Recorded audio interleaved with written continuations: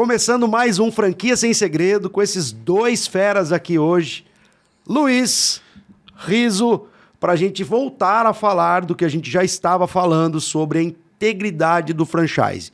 Então, nos programas anteriores, a gente abordou vários temas sobre como fazer um franchising mais íntegro no Brasil, né? Devido até nosso querido participante, seguidor, colega aqui, esqueci o nome dele? Nosso amigo... Dabacaso? Dabacaso. Lucas. O Lucas, o nosso querido amigo Lucas. Que falou, cara, eu tenho medo de entrar na franquia porque esse negócio é meio sujo. Então, assim, o que a gente está tentando trazer aqui nesses programas é mudar um pouco a mentalidade do mercado, principalmente de alguns franqueadores que não andam como deveriam. É ou não é, Luiz, Rizzo? E estamos aqui para discutir um pouco isso, né? Não é nem andar como não deve, né? Eu acho que a ideia a gente não tem que ficar também colocando o dedo na casa dos outros, mas eu acho que a nossa ideia aqui é colocar um caminho. Falar, olha, esse caminho é um caminho bom.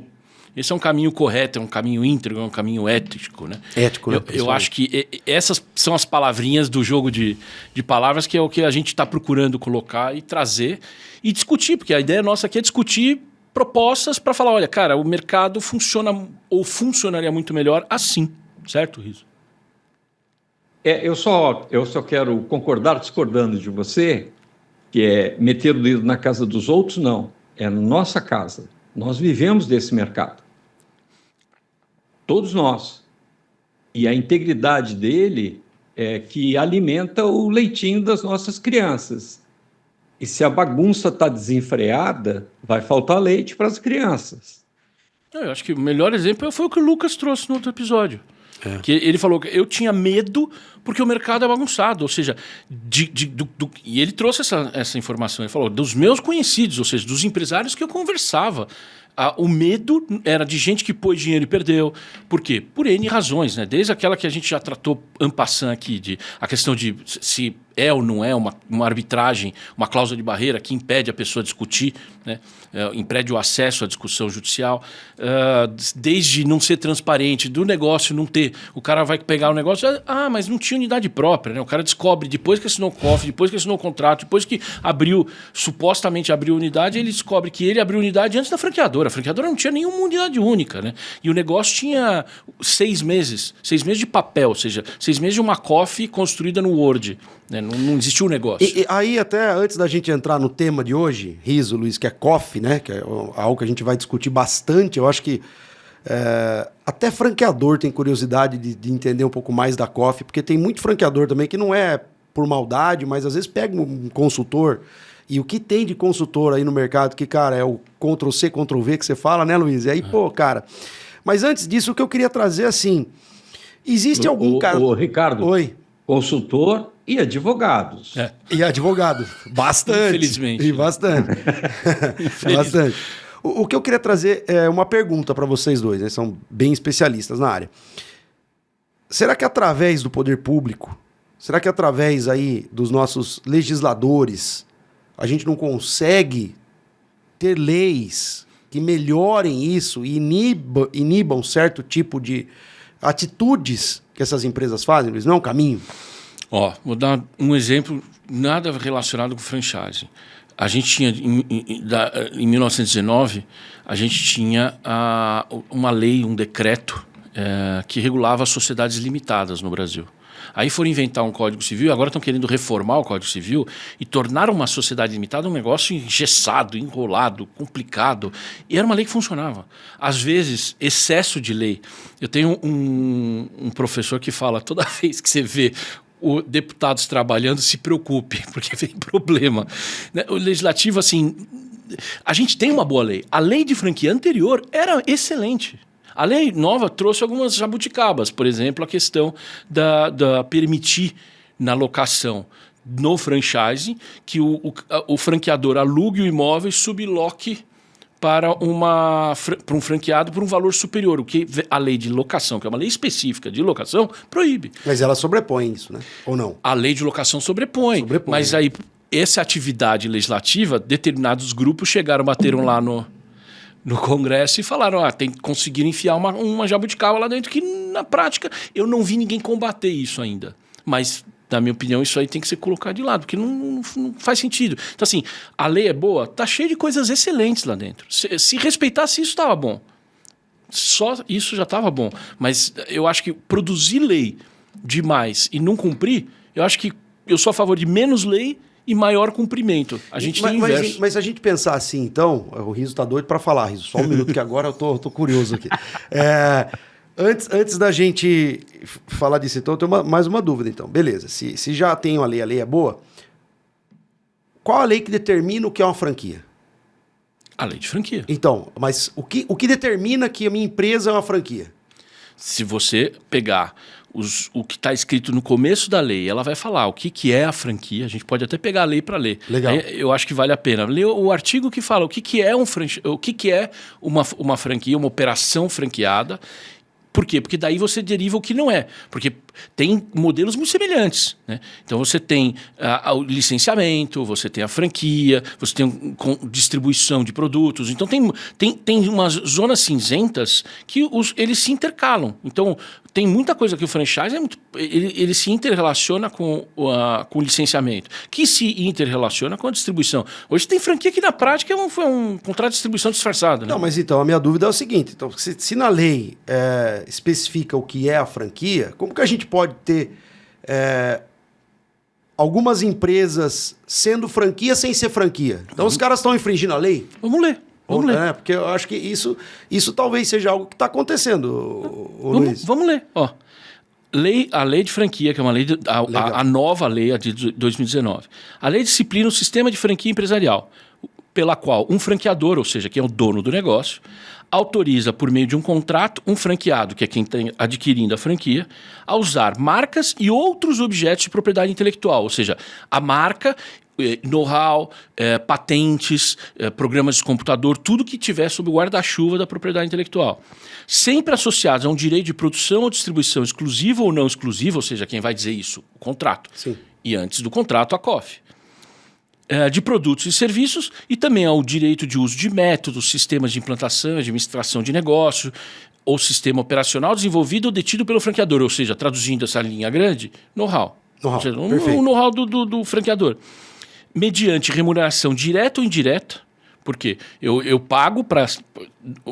Se a gente... Tirando os modelos diferentes, mas o padrão que você vê no 90% talvez no mercado você tem uma taxa inicial de franquia que o cara paga para aderir, você tem uma taxa de royalties, uma taxa de marketing. Isso é o padrão. Legal. Tem variáveis diversas aí, modelos no mercado, mas seria um modelo assim, mediante uma remuneração direta, ou que seria uma remuneração indireta. Eu não cobro taxa de royalties, mas... ali do lado, eu indico um fornecedor exclusivo. Esse fornecedor é a minha indústria. Perfeito. Então, você compra o produto. Você está me remunerando indiretamente. Perfeito. Tá.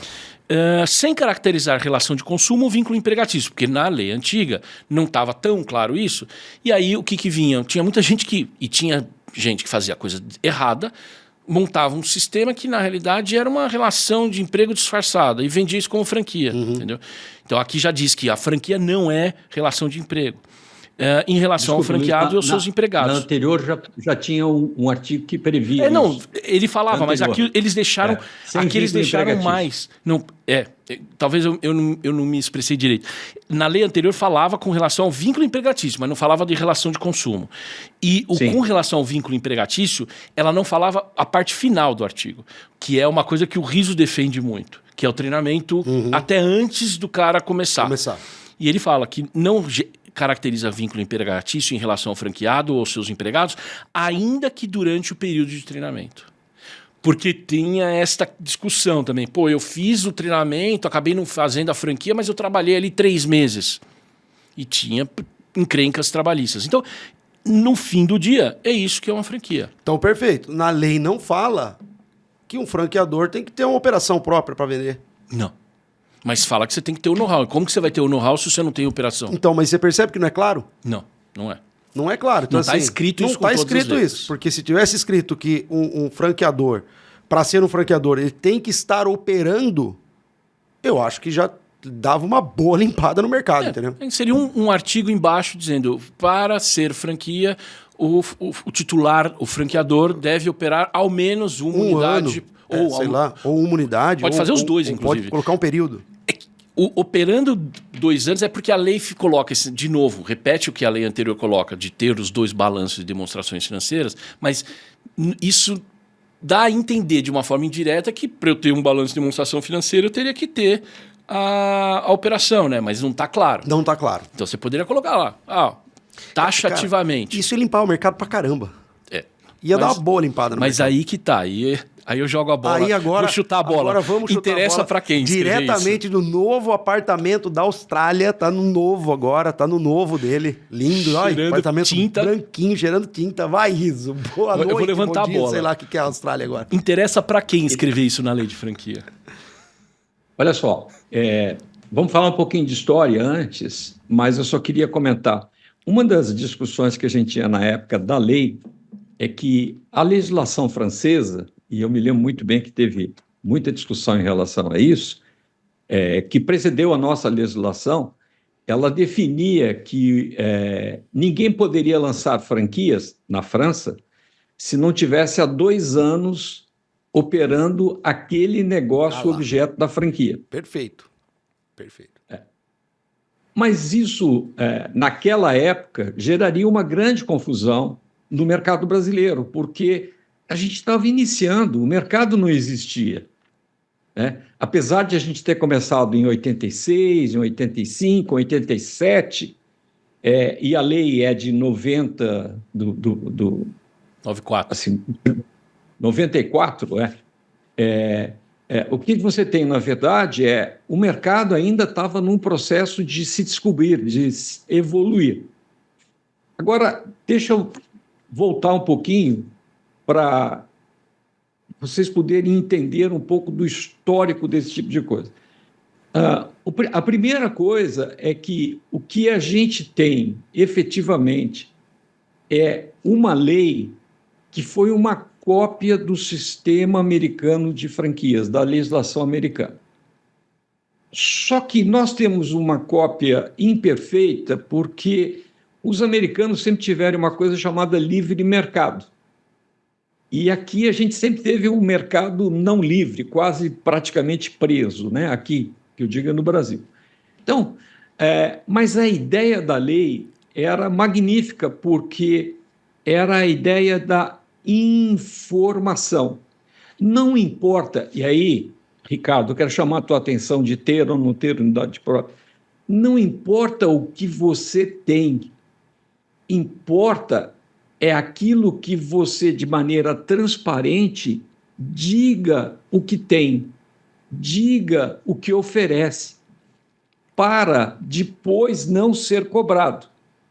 Então, mais importante do que talvez o comentário do Ricardo que a gente estaria limpando o mercado se obrigasse as pessoas a terem 2 anos, né? E esse tipo de coisa eu sabia que não ia funcionar. Por quê? Porque na época já existiam organizações como a Hering, que estavam no mercado como indústria desde 1800 e alguma coisa, e que tinham começado em 1990 e alguma coisa, na Argentina, a tal da Hering Family Store. Então, eu já percebi ao fazer os guias que havia uma confusão entre a fundação de um negócio tipicamente industrial com o lançamento de uma franquia tipicamente comercial de varejo. Agora, o que eu quero chamar a atenção, e Ricardo, quero te dizer o seguinte, foi bom que isso não acontecesse. Por quê? Porque a lei prevê uma coisa muito simples, que não importa o que você tem, o que importa é que você diga o que você tem e o que você oferece. E não minta. Entregue aquilo que você prometeu. E a promessa tem que estar escrita. Então, a circular de oferta de franquias é o documento escrito da oferta pública de um negócio. Os americanos vão um pouco além. Os americanos obrigam que toda a documentação legal seja registrado, porque lá é uma federação em cada um dos estados. Então, você tem que cumprir uma legislação nacional mas, ao mesmo tempo, tem que obedecer uma legislação estadual. E eu achei aquilo, naquela época, uma loucura completa, né? Porque você tinha que ter o registro no chamado Departamento de Comércio americano. Era muito interessante, porque aqui nesse estado a gente tem leis bem claras e bem objetivas que lidam com a transação comercial. E a sua franquia não pode contrariar essas leis aqui localmente. Então, na verdade, tem muitas franquias americanas. Isso, na minha época, a compreensão é os advogados ganham uma baba, porque eles têm que registrar essa documentação e adequar a legislação estadual em 50 lugares diferentes no mercado americano. Aqui no Brasil, a decisão foi mais simples, você tem que dizer o que você tem, você tem que definir o que você oferece. Então, uma coisa para mim que é assim, a lei identifica que você tenha que ter ou não ter manuais, né? Que se você tem manuais, você tem que dizer, tenho manuais, ofereço manuais, e isso obriga o franqueado a seguir os manuais. Mas aí o que acontece? Ninguém tem manuais, porque ninguém às vezes conhece o próprio negócio. E só para concluir, eu queria chamar a atenção de vocês para uma deficiência natural que se tem ao seguir determinações, né, ou orientações, ou especificações da Associação Internacional de Franchising, tipicamente em inglês, e também da própria tradução que a gente fez da lei brasileira, da lei americana. Então, assim, os americanos não chamam de know-how, eles chamam de ter um sistema de negócios. É o meu jeito de fazer, é o meu jeito de definir a operação. E aí entra aquela discussão que o Luiz pode chamar depois, de ter ou não ter patente sobre isso, mas, na verdade, é o meu jeito de fazer é que define o meu conhecimento único, know-how. Então, se vocês olharem na própria definição que é oferecida pela Associação Internacional de Franchise, é de ter um sistema único que se diferencie dos outros negócios. Ah, mas o meu negócio é fazer hambúrguer como todos os outros. Tudo bem, mas você tem algum tipo de segredo de indústria, um jeito de fazer. Você tem o seu molho especial, você tem a sua maneira de servir, né? E que você tem que definir isso como um sistema que é seu, que você desenvolveu por conhecimento e melhorou ao longo dos anos. Parei. Pronto, podia parar aqui já. Não, interessante o que você trouxe, Riso. Eu acho bacana. Respondeu bastante coisa, né, Luiz? Que nem, não importa se você tem ou não, mas não minta. E aí a gente entra nesse detalhe importante, né? A gente entra nesse detalhe importante que é a integridade na COF. Eu acho que hoje o que a gente tem visto é uma barbaridade com as COFs que estão rolando aí num mercado desenfreado. Não, esse que ele falou. Eu tenho um sistema que tem algo único. Você vê modelos de negócios por aí, e portfólios de algumas dessas vitrines boutiques que vendem franquias, você vê um monte de negócio tudo igual. Tudo igual. Aí você para na frente da pessoa e pergunta, o que de único tem o seu negócio? Ou seja, qual é, como eu já até falei outro dia, qual é o seu pozinho de pirim-pim-pim? Não tem substrato. Então, no fim do dia, o cara está comprando uma coisa que um vendedor empurrou para ele, né? Mas, e eu acho que aqui também é uma das nossas ideias, é bater bastante na tecla de quem vai comprar uma franquia, cara, senta, analise, entrega para alguém que conheça também para analisar, né? Porque é diferente você estar andando no corredor de um shopping e comprar um produto por impulso. Mas, ô Luiz, você acha que também não tem um pouco, Riso, não tem um pouco do imediatismo brasileiro, cara? O brasileiro ele não é um cara imediatista e também ele gosta de cair numa mentira? Porque gosta. Quantas vezes você fala, cara, vai ver, não quero ver, eu gosto de ser enganado, entendeu? Igual comprar um carro usado que voltou a quilometragem. Esse contexto do brasileiro eu não aceito. Ninguém é mais imediatista e dinheirista do que um americano. Ou do que um australiano. Certo. Os brasileiros não conseguem nem chegar perto disso. Mas o brasileiro não tem paciência, Riso. O brasileiro não tem paciência, cara. Ele não tem paciência para estudar. Ele não tem paciência para ler. Não, é da natureza do ser humano, de ser enganado. Tanto é que você sabe disso, que trabalha, né? Todo mundo trabalha com os tal dos gatilhos mentais, né? Que você vai cutucando, que é a palavra sucesso, é ganhar dinheiro, esse tipo de coisa.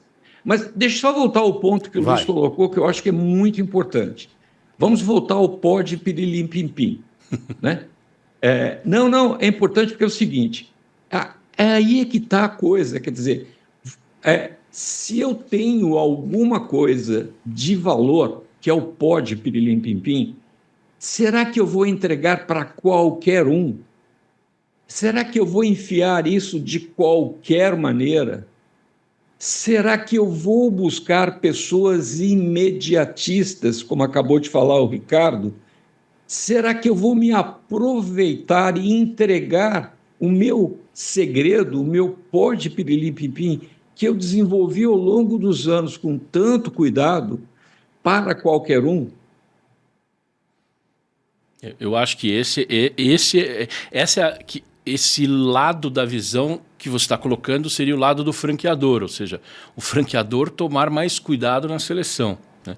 Porque do lado do franqueado tem isso. E a gente, assim, por experiência, você vê coisas para o bem ou para o mal no mercado para todos os cantos. Você tem franqueado que às vezes não chega no terminar o ciclo do primeiro prazo contratual e já está terminando a relação e já está na cabeça, olhando lá na frente, falando, eu vou pegar o meu negócio e vou pôr a minha bandeira aqui.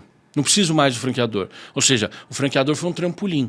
Isso tudo que o Riso falou, faz parte de você olhar e falar, opa, quem que eu estou colocando para dentro da minha casa? Será que é um cara que eu quero um compromisso de longo prazo? Se eu quero um compromisso de longo prazo, eu preciso selecionar bem o cara. Então, e como é que seleciona bem um cara com piscina de bolinha, com sino, só fazendo entrevista por telefone e mandando um contrato via e-mail pro cara assinar? É impossível, né, Riso? O Ricardo, tem uma cena que eu gosto de falar sobre ela, do filme que conta a história do 171, do rei da pirâmide americana, que é o Madoff, e que é muito interessante, porque tem uma determinada hora que uma senhorinha que colocou todos os recursos nos fundos de investimento que ele criava de uma maneira fantasiosa, resolveu retirar porque estava desconfiada, né? E ela levou a neta, né?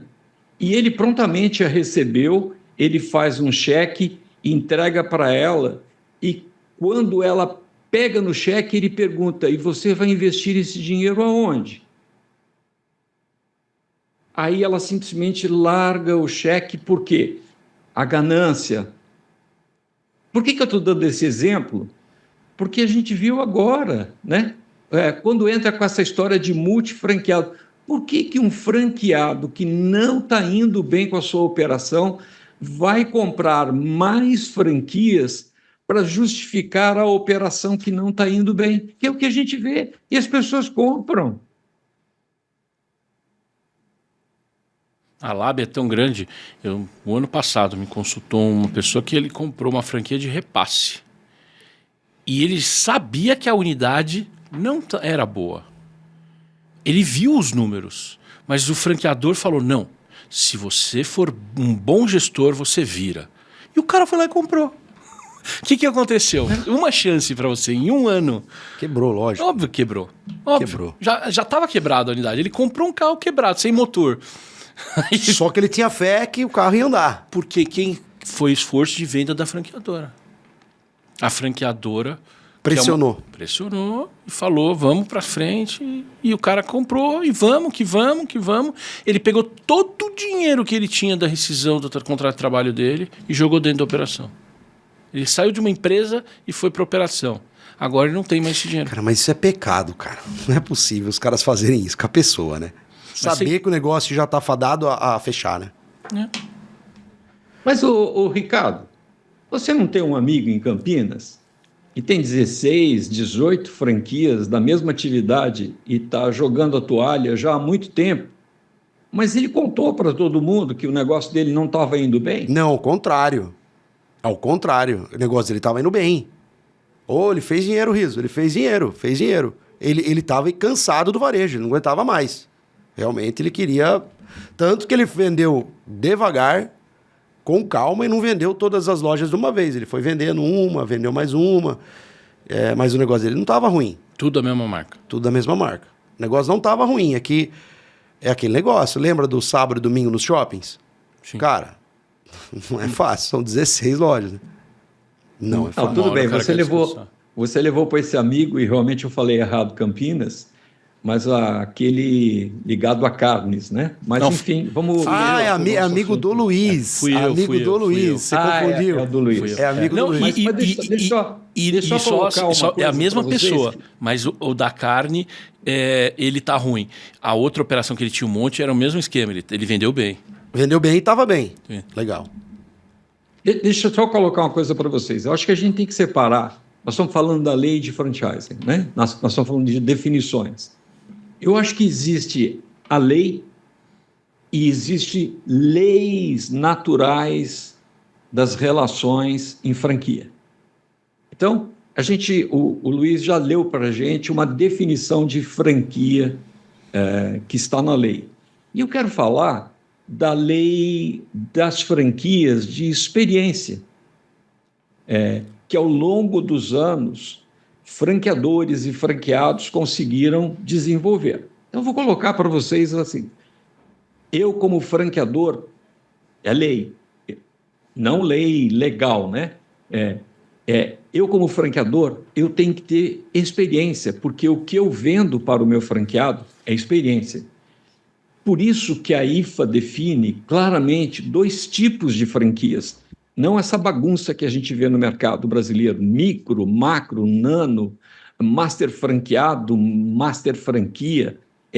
Franquias de marca e produto que se originam dos sistemas tradicionais de distribuição, em que meu franqueado é apenas um revendedor e que usa a minha marca e alguma coisa de um sistema operacional que eu tenho, geralmente para controlá-lo ou para controlar o estoque dele, e as franquias de negócio formatado, que são franquias que têm um sistema operacional, our system, o nosso sistema de fazer o negócio, e que nós compramos tudo de fornecedores licenciados junto com os franqueados. Então, nós não somos fornecedores. O nosso fornecimento é de um sistema de fazer o negócio funcionar.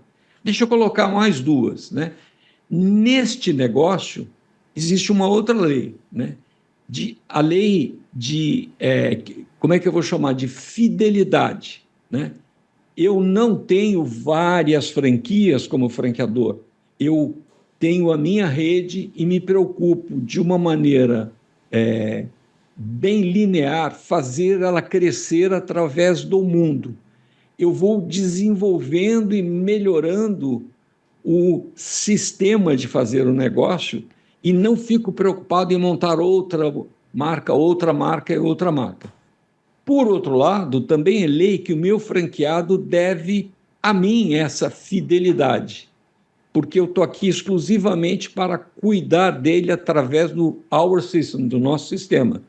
Então, também quero que ele passe 24 horas do dia dele voltado para o negócio, que ele possa ter mais, que ele possa progredir, evoluir junto do negócio.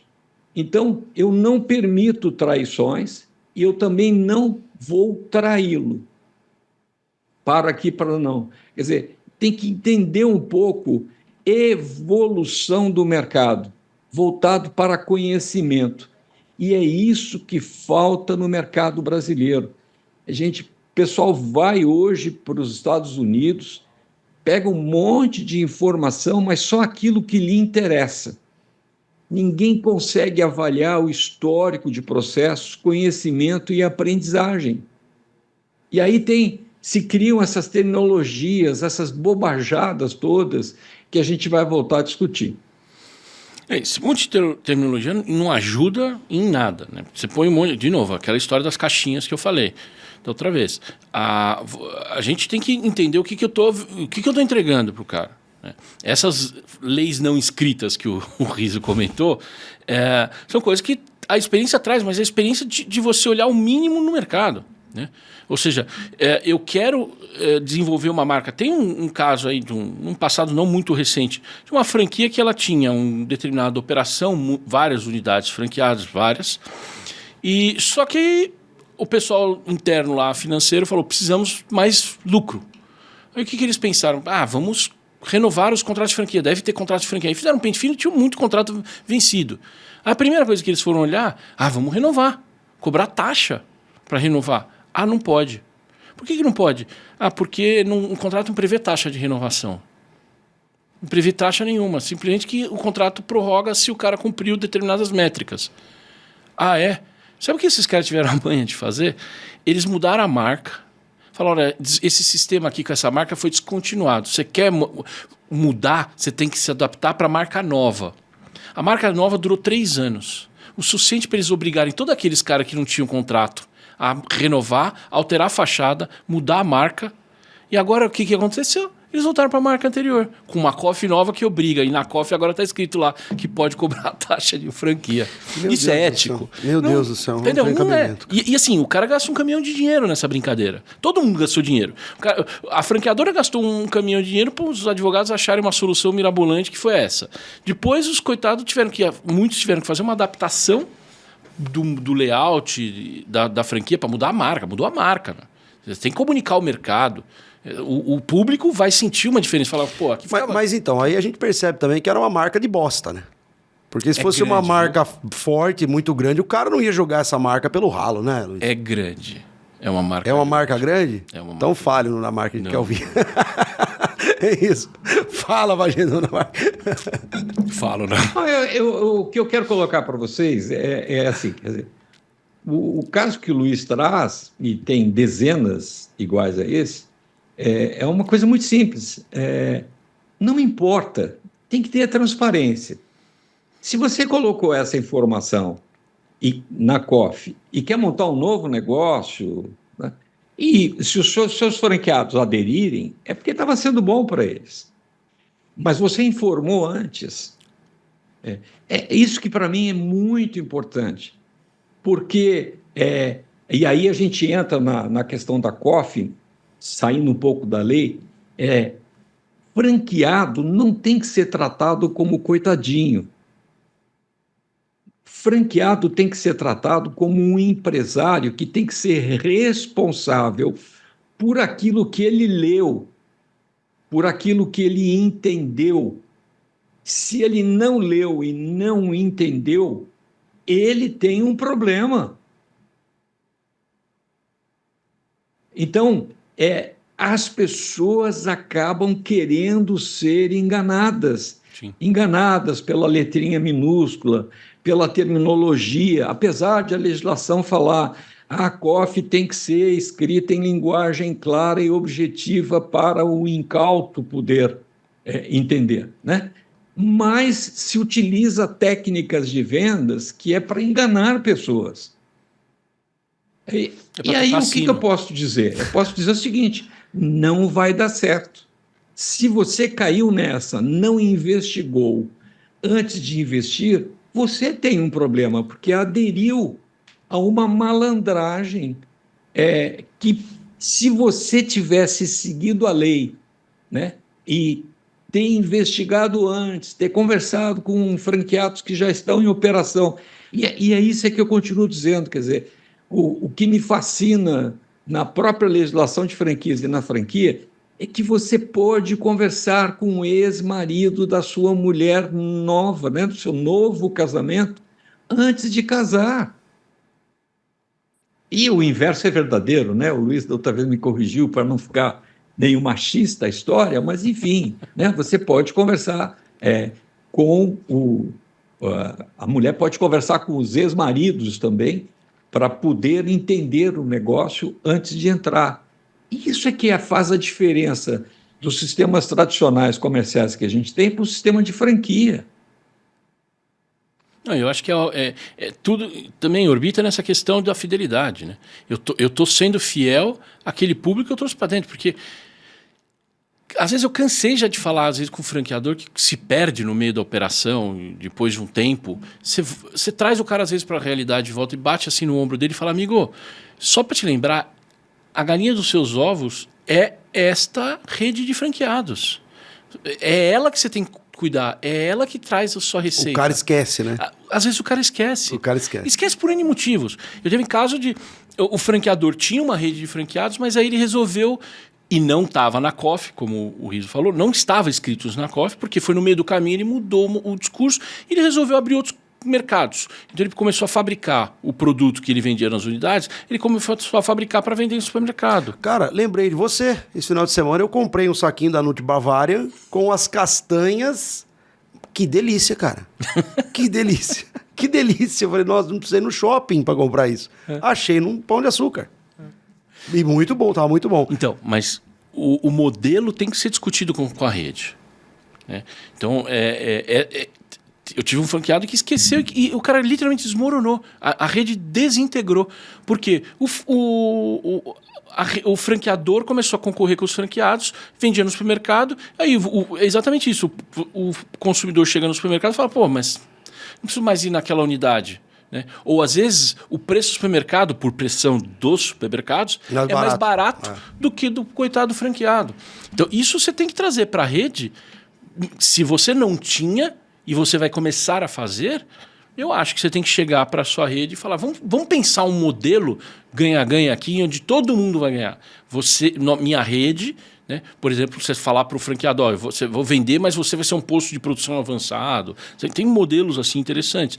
Mas não jogar os franqueados numa frigideira, fritar eles e começar a fazer... Porque às vezes aqui começa a dar problema no supermercado, aí você vai voltar para a rede, mas aí você cadê a sua rede? Já foi. Acabou a sua foi. rede, né? Não é fácil. Deixa eu só fazer mais uma colocação, o Ricardo, ainda sobre o ponto que você colocou de ter na lei pelo menos 2 anos de experiência tocando o negócio antes de oferecer franquias, né? Ou seja, o tempo que for. Por que na nossa lei não tem? Se tivesse, resolveria tudo. Historicamente, também quero te lembrar de uma coisa. No mercado americano, as franquias de marca e produto, tipicamente, concessionárias de automóveis e a indústria de combustíveis, que são as precursoras do franchising no mundo inteiro, elas tinham exatamente essa característica. Mas aqui no Brasil, existia uma lei que era anterior à lei de franquias, muito anterior, que era a lei que legislava sobre concessionárias de automóveis. Lei Ferrari. E também sobre a distribuição de combustíveis e impostos de serviços. E aí, por uma questão de proteção, nas 2 leis, existia um jabuti que, com o lobby, né, de donos de postos de gasolina e de concessionárias, é que a distribuidora, a manufatora, né, a indústria de automóveis e a distribuidora de combustíveis, no caso Shell, Petrobras, Esso, Atlantic, tudo que existia na época, não poderiam ter uma atividade ligada ao varejo. Por quê? Então, a lei proibia que esses conglomerados, essas multinacionais, pudessem concorrer no varejo. Por isso que uma coisa é Petrobras, a outra é BR Distribuidora. E a BR Distribuidora não pode ter postos, né? Somente os chamados revendedores. Então, quando se montou a lei brasileira, a gente precisava não excluir todas as companhias de combustíveis e também as concessionárias de veículos, né? A indústria automobilística, porque elas eram as precursoras desse processo como um todo. Não é à toa que, naquela mesma época, eu me lembro muito bem, eu tive alguma discussão já fora da Shell, né, com um diretor da Shell, que disse, nós estamos monitorando essa lei que vocês estão fazendo, que isso pode nos atrapalhar, né? Mas a Shell aqui na Austrália já tinha uma operação de franquia. Só para vocês terem uma ideia, falando de patentes, naquela mesma época, aqui na Austrália, marcas como, por exemplo, a Burger King já tinham sido registradas, e a Burger King aqui na Austrália chama-se Angry Jack. Aqui não tem Burger King, mas o Angry Jack é, na verdade, a Burger King aqui da Austrália, né? A Texaco aqui não é Texaco. Aqui na Austrália chama-se Star, né? Então, já existiam essas operações de franquias internacionalmente e já se assumia como franquia, mas no Brasil essas companhias ainda não tinham assumido. E esse era o jeito de a gente não excluí-las, porque, afinal, isso daria uma grandeza no franchise, que na época ainda estava começando com operações muito incipientes de varejo. Perfeito. Eu acho que eu entendi e concordo. Mas agora a gente está falando de uma lei nova, que foi criada a partir da visualização desse mercado que a gente já está vendo hoje. Isso já existia. Eu quero falar que é uma enganação esse negócio de falar que é a lei nova. Tá. De nova, ela não tem nada. Tá. Nada. Eu repito aquilo que eu falei. De nova, ela só tem nos trouxas dos franqueadores que os advogados disseram, nós temos que mudar todo o seu cabedal instrumental, documental de franquias, porque temos um novo marco do franchise. Que novo, cara pálida? Não mudou nada, nada, absolutamente nada. Mudou, como o Luiz já falou, que é óbvio, né? Assim, empresas públicas agora podem fazer franquia, mas os Correios já fazem franquias há 100 anos. Não me engano, a Petrobras já fazia franquia há 100 anos, né? Mudou porque passou o tempo que você tem que definir na quantidade de franqueados que saíram ou que estão, não é mais 12 meses, agora é 24, mas já existia 12, e ninguém praticava a informação pelos 12 meses. Então, assim, aqui que é o nosso tema. O meu ponto é, vamos exercitar o que está na lei. Então, assim, para que serve a declaração de toda a relação dos seus franqueados que já saíram, ou da declaração de todos os franqueados com nome, endereço e telefone dos que estão em operação na rede? É essa a discussão que a gente tem que ter. Não me conta que a lei mudou. Conta como nós vamos praticar o exercício da lei. E aí eu fico só extasiado quando eu vejo estatutos de uma associação que mudam definições legais. Isso foge. Só complementando essa questão da lei, já tinha tratado disso em algum momento antes. O que a lei fez pegou a lei anterior, que tinha um bom arrazoado. Na verdade, a lei anterior ela tinha um artigo que é bem parecido com esse que eu li. Depois ela tinha lá, falou, olha, quem quiser fazer uma franquia tem que entregar um documento que chama circular de oferta. E a circular de oferta tem que conter esses itens. Pum, tinha lá um monte de inciso. Agora tem os mesmos incisos, uma redação um pouco ajustada, e mais um monte de coisa. O que é esse outro monte de coisa? Coisas que, na prática, se você fizer uma pesquisa de jurisprudência, são decisões de 20 anos aí que foram trazidas para dentro da lei. Então tem muita coisa que é chover uma olhada. Já se decidia isso na justiça. Então a lei só internalizou uma coisa que a justiça fazia, né? Acho que é um pouco disso. E deixa eu fazer uma colocação que o Luiz não pode, mas eu posso. O tal do jabuti. Às vezes você fica pensando, por que tem alguém de uma grande organização franqueadora, que é uma líder em franquias no mercado mundial, que é um exemplo no mercado mundial e que participa dessa bagunça toda?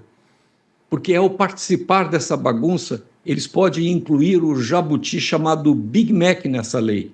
que o Luiz acabou de colocar ali antes, que é a questão de sublocar um espaço já alocado.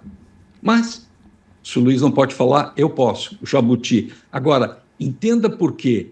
Um franqueador, que é uma referência mundial em termos de franquias, de relacionamento, de seguir a lei, entra nessa bagunça toda, porque às vezes tem um interesse, né? O interesse de colocar o jabuti na árvore.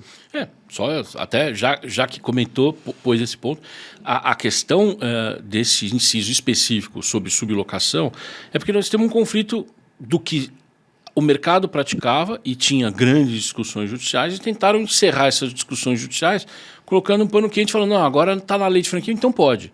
Só que continuam tendo um problema. A lei de franquia não alterou a lei de locação.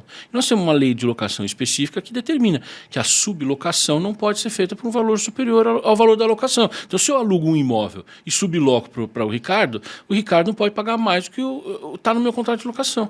Né? E agora, aí incluíram isso por quê? Porque tinha muita discussão judicial, basicamente grandes de duas redes de franquia, de marcas distintas, mas que faziam isso, locavam o imóvel e sublocam o franqueado por um valor superior.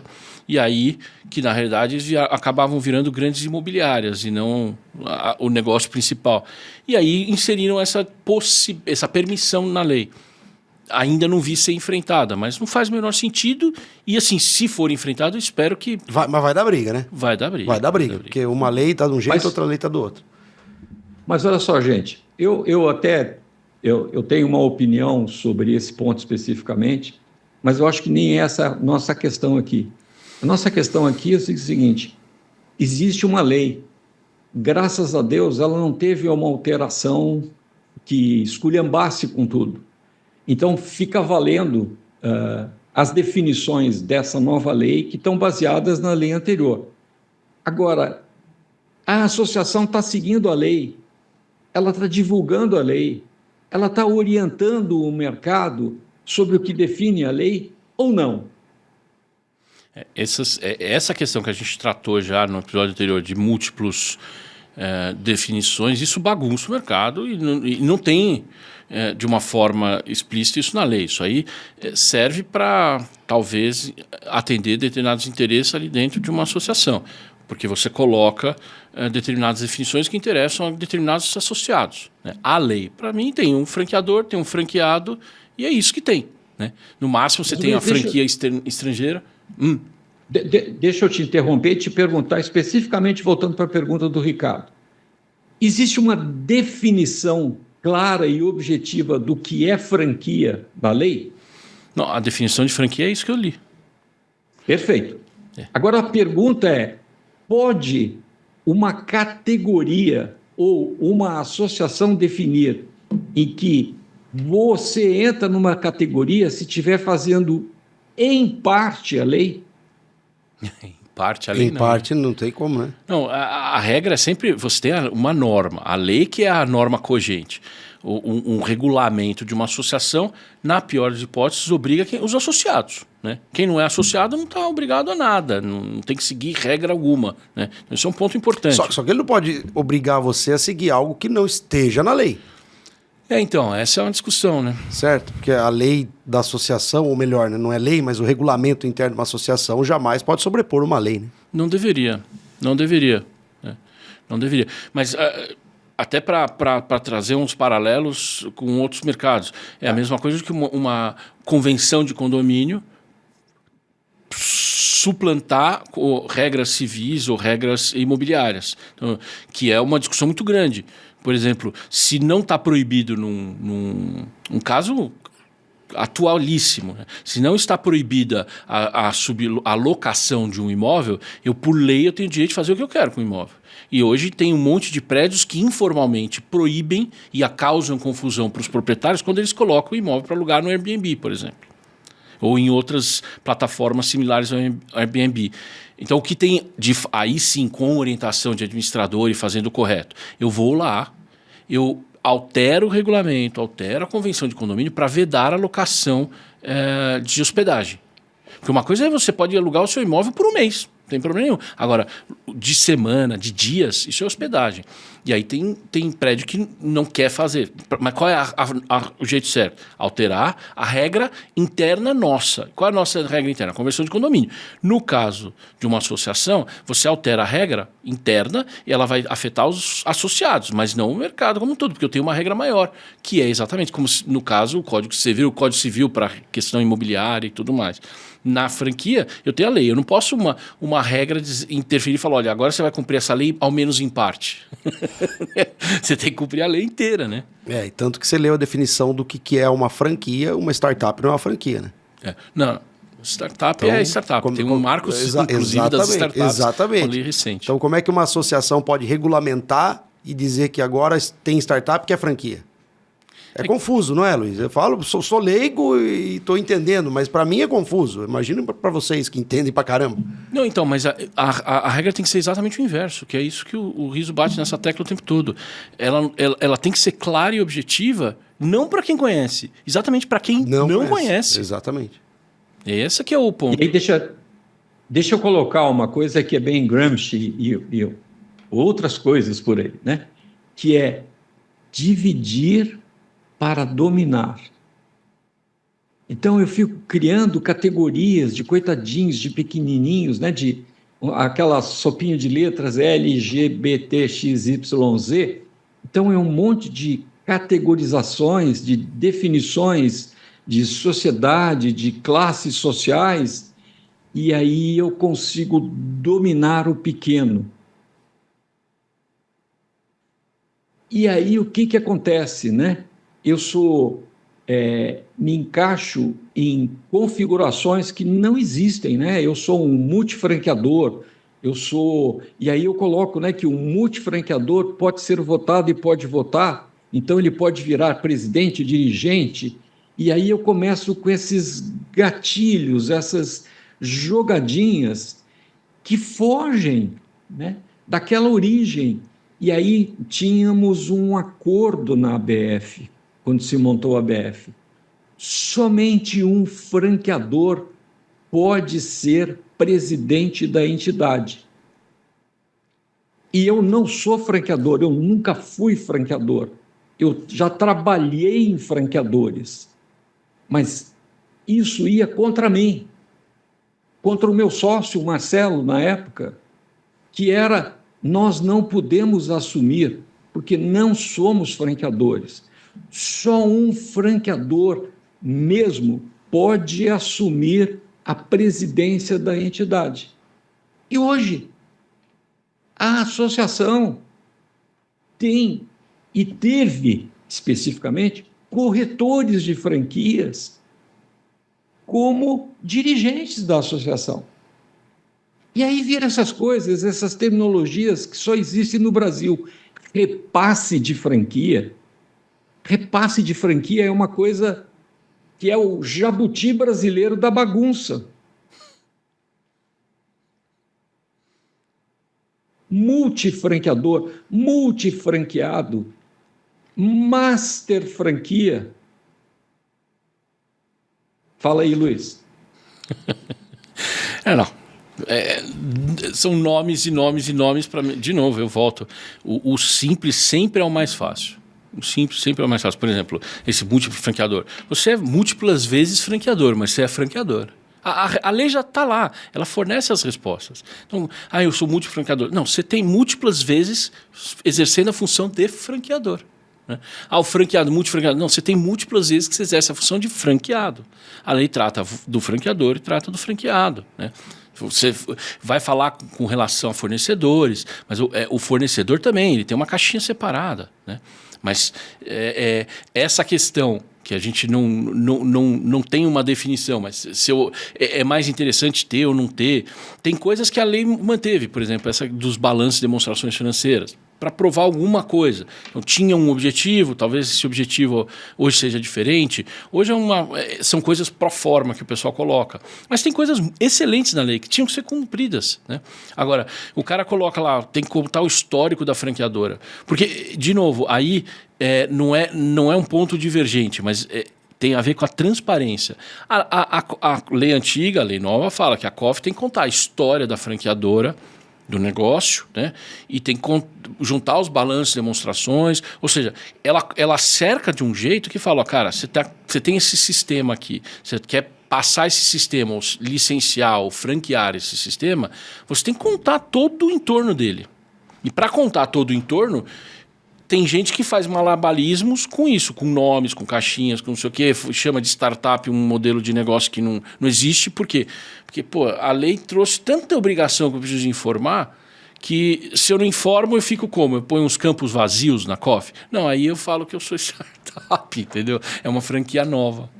É para isso, para tapar esses buracos e acaba você não sendo ético, você acaba não sendo transparente, você não é íntegro. E aí a gente volta pro tema, né? Ô Luiz, você como nosso multi-advogado, eu tenho uma pergunta para você. Nosso multi-advogado.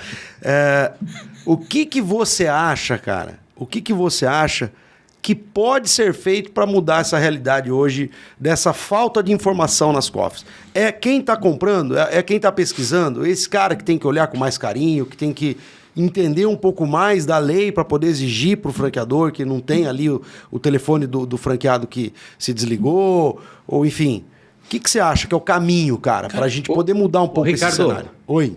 Ricardo, me permite, antes do Luiz responder, porque eu ia simular uma situação com o Luiz, que é exatamente o que você provocou agora. Só que eu gostaria de colocar isso que você botou, Ricardo, mais especificamente. Vai. Assim, Luiz, imagina uma coisa que nunca aconteceu, tinha na minha época, né? A ABF fazer um curso de como montar a circular de oferta de franquia, como forma de divulgar isso para o mercado, né? E como ela deveria tratar assuntos de empresas coligadas a grupos econômicos para a sua franquia, experiência, sistema, know-how, não concorrência, cláusula sucessória. Imagina quem estaria dando essas aulas, informando ao mercado. Como ele faria isso na situação atual da entidade? Então, não concorrência, ou se eu posso ou não concorrer, se eu posso ou não atuar dentro do mesmo segmento, né? Aquela questão que a gente já discutiu, se eu sou o cara que estou do lado de cá regulando e estou do lado de cá ajudando a julgar, né? Eu tenho, eu sou, por exemplo, isso se discute às vezes em arbitragem, o grupo às vezes não só no franchise, em outros segmentos igual. O grupo dos painelistas, o grupo dos árbitros é reduzido. E a Câmara tem um painel lá de falar, olha, são esses caras aqui que eu estou liberando e que a gente recomenda. Mas esses caras são os mesmos caras que um advoga para a empresa do outro, né? Isso você tem muito em arbitragem, porque é um mercado pequeno, pouca gente que trabalha com arbitragem, não é um segmento muito... E aí o cara que é o diretor jurídico aqui, ele é o árbitro aqui. E aí faz esse X depois. Ou seja, fica de fato uma coisa imparcial. Totalmente. Não fica. Totalmente. Eu tendo a não ser parcial. E, cara, se você pega um mercado que é um ovo, dentro do mercado de franquia, que é outro ovo, você junta esses dois ovinhos, como fica? É meia dúzia que está lá dentro, né? Você não tem uma circulação, um chamamento de árbitros longínquos, é sempre aquela mesma turma. Então, eu acho que isso tinha que ser mais transparência. Ainda que você tenha a discussão de transparência versus arbitragem, porque a arbitragem é para ser um processo sigiloso. Então, mas eu acho que nesse ponto falta transparência. Então aí, Rizzo, aí a gente faz o seguinte. Vamos no próximo programa falar sobre integridade, continuando, né? Falando sobre integridade franchise. Vamos falar aqui sobre conflito de interesse, que eu acho que você pegou muito nessa tecla agora, e a falta de transparência, que eu acho que é o que a gente está vivendo hoje, né? Não, e de novo, aí só um takeaway de hoje do que a gente falou. Eu acho que para não deixar você sem resposta, eu acho que para você melhorar o mercado é o tripé. Educação, educação e educação.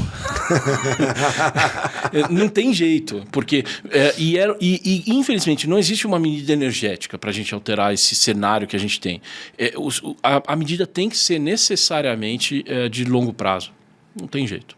Mas como educar se a entidade que se propõe a educar o mercado, ela usa conceitos errados, ela se utiliza de modificações na lei e criando alternativas que não existem, e não vai ter alguém que consiga colocar com franqueza cada um dos itens que devem ser colocados na circular de oferta. Eu acho que essa educação são de gotinhas em gotinhas.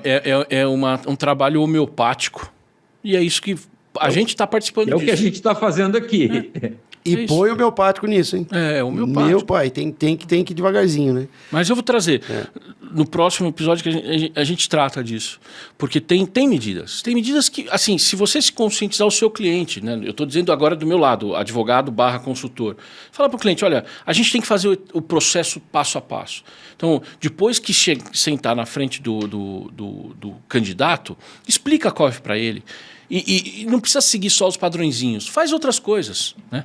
E você sabe que, assim, quando eu conheci o Riso, né? Foi bem interessante, assim, fiquei com o Riso 3 meses, assim, intensivo. Intensivo, tivemos quase um caso, né? Todo dia juntos e tal.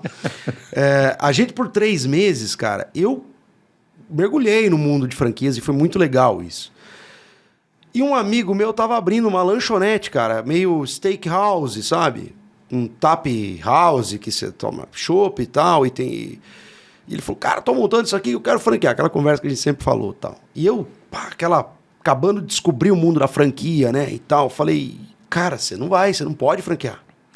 Já jogou o balde. Já joguei um balde. Falei, cara, você tá acabando de abrir, você tá louco. Vou passar o contato a um amigo, você vai ligar pra ele e tal, porque você tem que pelo menos trabalhar 1 ano, 2 anos, cara. Aí você consegue medir e entender se o seu negócio foi bem. Se você quebrar daqui 6 meses, você vai vender franquia, cara, você não sabe se vai pra frente. E hoje, Riso, eu contei essa história pra você. Você lembra, né, Riso? Que eu contei essa história pra você. Hoje, o cara tá abrindo a 3ª unidade dele. Já faz 4 anos, cara. Então, o cara tá abrindo a 3ª unidade própria ainda. Ele não tá falando em franquear, cara. Então, assim, mas ele já tá muito bem. Então, eu tenho certeza que a hora que ele optar pela franquia, ele já vai se diferenciar de várias outras operações semelhantes que a gente vê no mercado. Então, e o cara, isso é muito legal. O cara hoje ele consegue falar com transparência para o cara, olha, eu montei esse negócio, eu tive esse problema. Não faça isso, porque você vai ter problema. Se você seguir esse passo, você vai ter sucesso. Exatamente. Ou seja, é exatamente por isso que se espera que esse sistema entregue pelo franqueador traga essa informação. Então, vamos falar.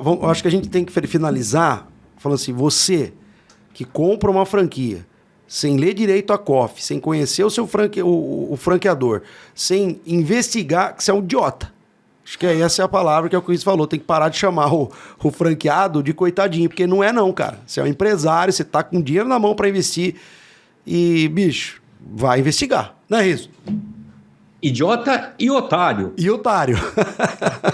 Idiota e otário. Tá fazendo roleta russa, né? Tá fazendo roleta russa. Pegando dinheiro e investindo de qualquer jeito, né? Gente, foi bom o papo hoje. Foi bom, Riso? Boa, ótimo. Tá frio na Austrália? Tá até amanhecendo já. Ele nem tá colheira. Ele nem dormiu, né? A gente se vê no próximo Franquia Sem Segredo. Obrigado, Luiz. Obrigado, Riso. Obrigado. Até a próxima.